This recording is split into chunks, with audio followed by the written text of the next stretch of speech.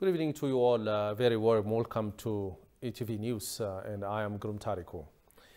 Ethiopian ambassador to the U.S., Seleshi Bekele, met with the U.S. Special Envoy to the Horn of Africa, Michael Hammer. The two exchanged views on current developments in Ethiopia, such as humanitarian aid to conflict and drought-affected areas in various parts of Ethiopia. The two officials also discussed national dialogue, the AU-led peace process, and recent updates regarding the trilateral negotiations over the Grand Ethiopian Renaissance Dam. Also on the agenda was Ethiopia's exclusion from AGOA and the possibility of reinstatement, as well as pending punitive bills of HR 6600 and S3199. Special Envoy Hammer expressed his appreciation for the tremendous improvements demonstrated by the Ethiopian government in facilitating timely and unfettered humanitarian flow.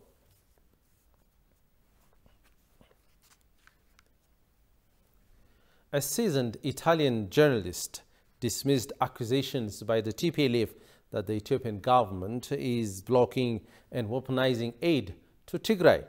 Calling that white lie of the TPLF, she explained that it is far-fetched and meant to undermine hopes of negotiated settlement. Francesca Roncin, an independent Italian journalist, shared her reaction after visiting war-affected Amhara and Afar regional states. Tigis Arnesa has more on that.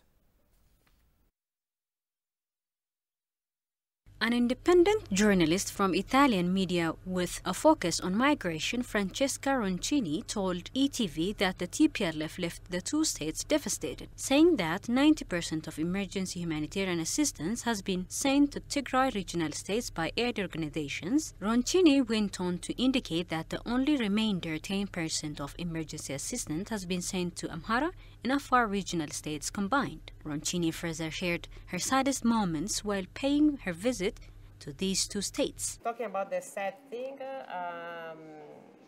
I can think of these child soldiers that I have the chance to meet in this hospital, which is in Dupti area, which is very close to Semera.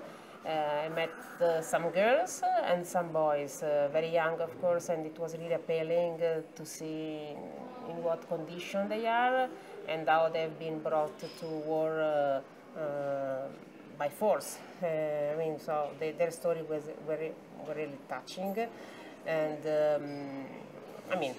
so they explained all the system, the way they were being forced to fight. Every family had at least to provide one soldier, to TPLF, and so that was really, really sad to observe. And then others, talking about the sad things, of course, as you asked, I also had the chance to meet some raped women in Amhara region, because of course, as we know, as it has been reported by many organizations and also by the Ethiopian government, especially also the Joint Commission on Human Rights there, many women have been systematically raped, and so also their story were really, really touching. The journalist underscored that the TPLF is still caught up in a blame game, coming up with the vicious lie that aid blockade and weaponization of aid by Ethiopian government has undermined the process.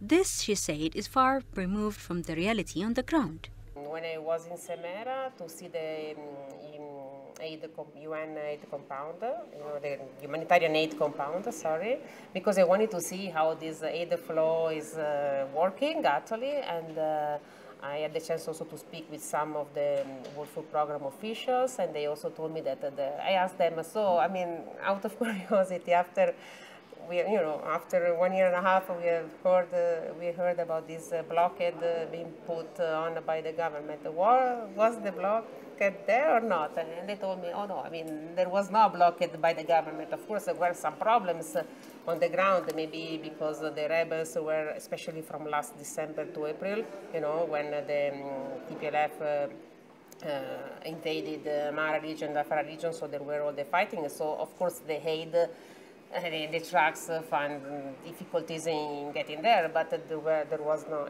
blockade at all. And actually now I had the chance to see a lot of trucks going to Tigray. I think that every week there are 3 convoys normally going, and that's been going on for months so far. So. She finally made it clear that the peace alternative is viable, adding that she found Addis Ababa in sharp contrast to how Western media narratives wanted to depict it. State Minister of Foreign Affairs Tesfaye Yilma received Japanese Ambassador to Ethiopia, Ito Takako, at his office. The two have exchanged views on how to further enhance bilateral ties.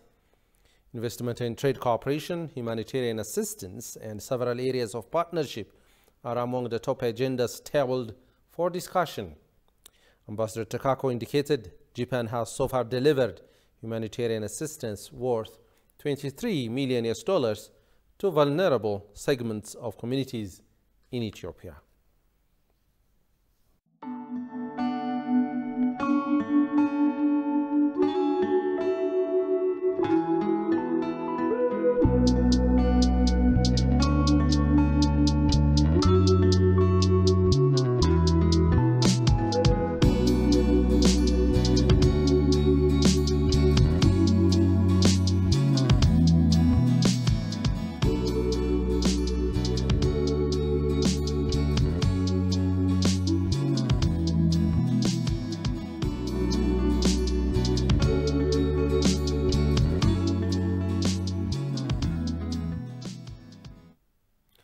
Welcome back, and you are watching ETV News. World-renowned athlete Haile Gebrselassie stated that he is committed to afforestation of a stripped mountain by covering the entire coast. Talking to Ethiopian news agency, Haile also called on the private sector and investors to get involved in forestry development initiatives. For more on that, here is Kasaun Chane.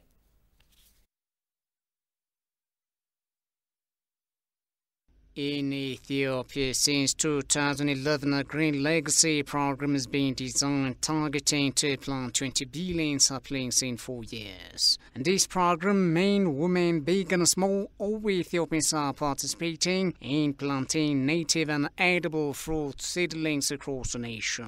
In an exclusive interview with the Ethiopian News Agency, Haile said that the seedling planting underway throughout the country is remarkable. For this, he took as a demonstration that the places where he built the hotels are beautiful, with green plants that could be mentioned as a showcase. ዳንዴ እየወጣሁ ከሌሎች ጋር አብሮ በመታጀብ ተክላለሁ ግን እኔ ፋሽኒ በዚህ አጋጣሚ መንግስት የሚችል ከሆነ አንድ ተራራ ቢሰጠኝ እያልኩ ነው I take part in the national planting schemes at various times like any other ordinary Ethiopians. Apart from that, if the government is willing to grant me an eroded mountainous land, I have a great desire to reforest a barren mountain by covering the entire coast whatsoever its expenses. I have always dreamed of that. Some European countries are paying the price due to natural forest depletion. In a similar development, a Green Legacy sapling initiative has been undertaken, in which various refugees participated in Benshangul Gumuz region state. This area will look green, and we need this one. I am a refugee residing here, and I came here to participate in the Green Legacy initiative. I am happy because the Green Legacy initiative is very important for every human being and plays a positive role for the whole region to confront successive drought and wide-ranging desertification. It is to be recalled that Prime Minister Abiy Ahmed called for the Green Legacy initiative to be widely participated by every Ethiopian, especially investors, apart from the government. Minister of Industry Malakwa Lebel participated in the 17th Annual Confederation of Indian Industries CII Exim Bank Conclave on India-Africa Growth Partnership, which kicks off today in New Delhi, India. Speaking on the occasion, the minister noted that Indian investments have substantial presence in Ethiopia that account for $5 billion, of which $3 billion is estimated to be on the ground. He said some 650 Indian companies are the top 3 foreign investors in Ethiopia, which is the second largest foreign employers in Ethiopia, employing more than 75,000 people. The CII Exim Bank Conclave on India-Africa Partnership is an annual event organized by CII Exim Bank of India, aiming at building cross-border partnership and advance economic relations between Africa and India.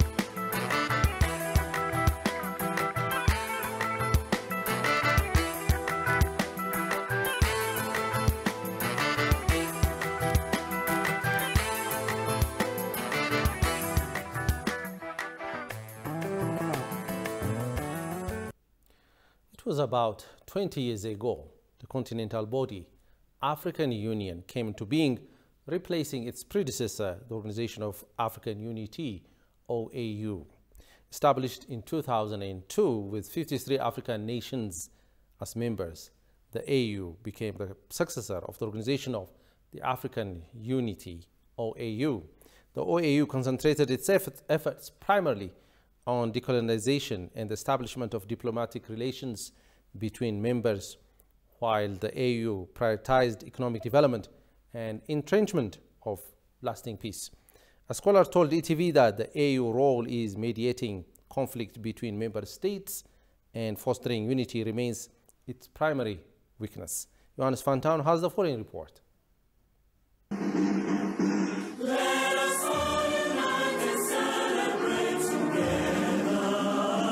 This year marks 20 years since the African Union's founding in 2002, when it succeeded its predecessor, the Organization for African Unity, which had been established in 1963. Since then, the continent has experienced rapid economic growth and developed normative frameworks on development, peace and security, and governance. However, the continent is yet to fully consolidate the success of recent years and address persistent economic, governance, and societal challenges. During its 50 years of service, the OAU had various structural problems. It has yet to meet the current needs of Africa. The AU was re-established by changing its name and structure. They have tried their best, but I don't see something, kind of radical change which brings the people of the continent to the better life. Because the people of Africa right now, they're living in poverty. That's the serious problem. So I don't think that they did all their best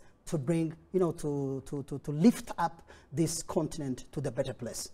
As a union of the world's second largest and second most populous continents, the AU is expected to work with the principle of Pan-Africanism, according to the expert. When you go to African Union, I can say that when you go to there, it's not that much open for you. These Pan-African users and Pan-African societies around the globe, they are trying their best by their own.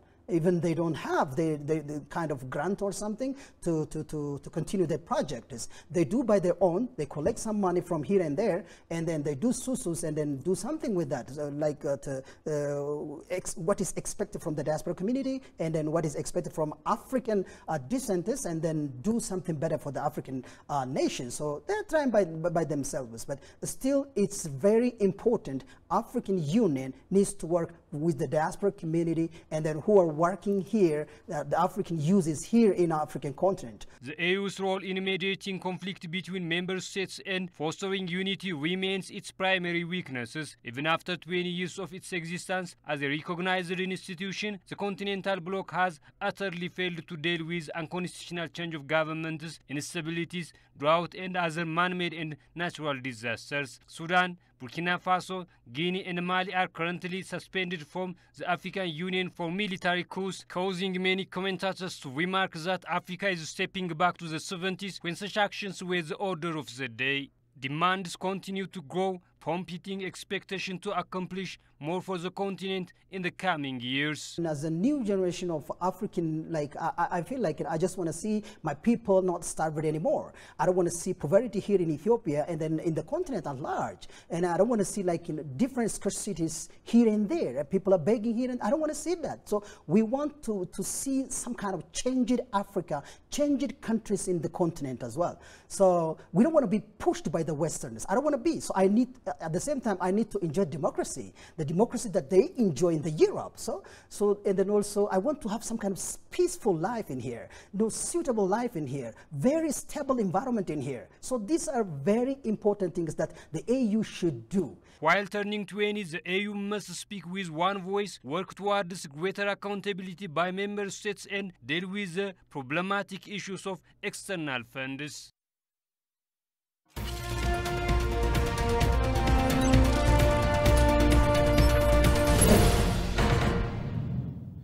The state telecom provider, Ethio Telecom, and Addis Ababa City Administration Revenue Office today inked agreement to use Telebirr application for tax payment. The newly designed system is meant to enable taxpayers to easily pay their annual income tax. CEO of Ethio Telecom and Revenue Office head together observed the launching of the system. Koshumal tells us more on this. The digital system makes life easier. Ethiopia is striving to digitize its economy. The Addis Ababa City Administration said paying tax via Telebirr saves a lot of time and energy. The Telebirr system is a God-given opportunity for me to settle payments on time. The newly emerging Telebirr digital payment system is easy, fast. The system has to be implemented to the lower level of the community. The digital payment system is easy for customers to access anywhere and pay their tax. You can make the payment even without internet connection. All taxpayers need to do is turn on the app, *127#, enter PIN number and fill the amount of tax. It's as simple as that, and payment will be made. Visiting the implementation of Telebirr payment system, the Addis Ababa City Administration Revenues Bureau said the system contributed a lot to customers to save time and energy. It is easy to speak, but the implementation of the system secured a lot of time and money. There were long queues, and we used to engage more staff in that endeavor. Also, the old manual system resulted in the entrenchment of mistrust between the taxpayers and us. The new system has helped us overcome all these challenges.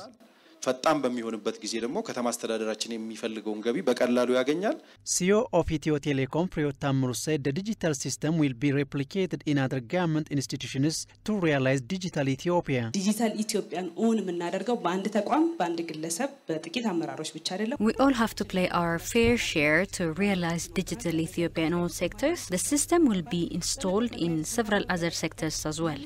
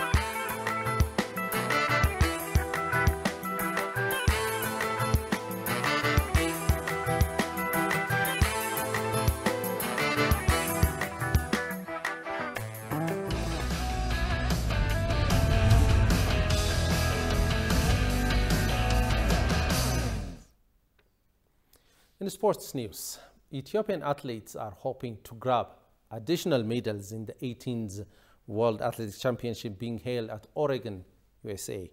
Gudaf Tsagay, Letsambat Gday, and David Siyum will take part in the women's 5,000-meter qualifications race to take place later this night.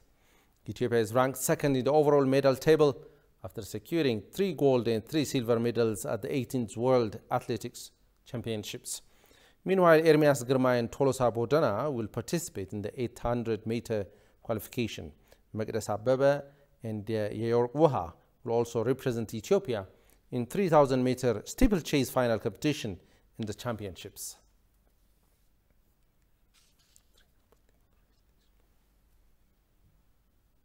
And finally, the threats of political unrest is looming over Kenya once more as it prepares to vote in next month's general elections. But grassroots initiatives are doing what they can to discourage potential violence during the vote. Let's look at Al Jazeera's report. Most of these people in the room are victims of election violence and police brutality. They live in a rough neighborhood. They show us names of young people who've been killed by gangs, police, or election clashes. Bena Bulama's 2 sons were killed during a disputed election in 2017. She says her boys were caught up in protests. They were shot when protesters clashed with police. We want a peaceful election. The government should provide enough security. We don't want police to come and use extreme force. Their work is to protect. In the last election, our young men were provoked by them. Kenyans are going to another general election in August. Voters are electing a president and other electoral seats. Some people are worried there could be violence should the outcome of the poll be contested. Young artists are trying to make a difference.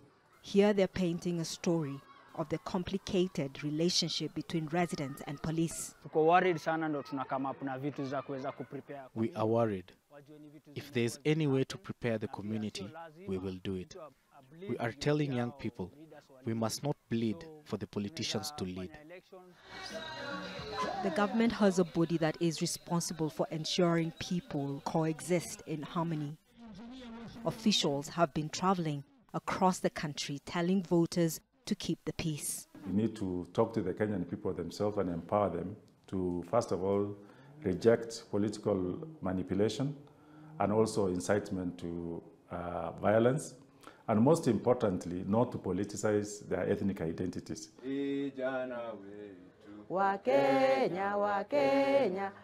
As the poll draws near, the women in this area say they will do what they can to keep their part of the city safe. Over now to a quick reminder of the headlines.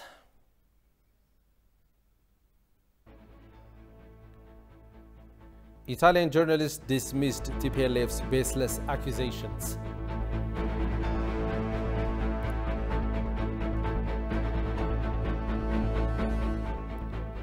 A Pan-Africanist comments, AU must speak with one voice. Well, you have been watching ETV News. Thanks for your company and have a great time.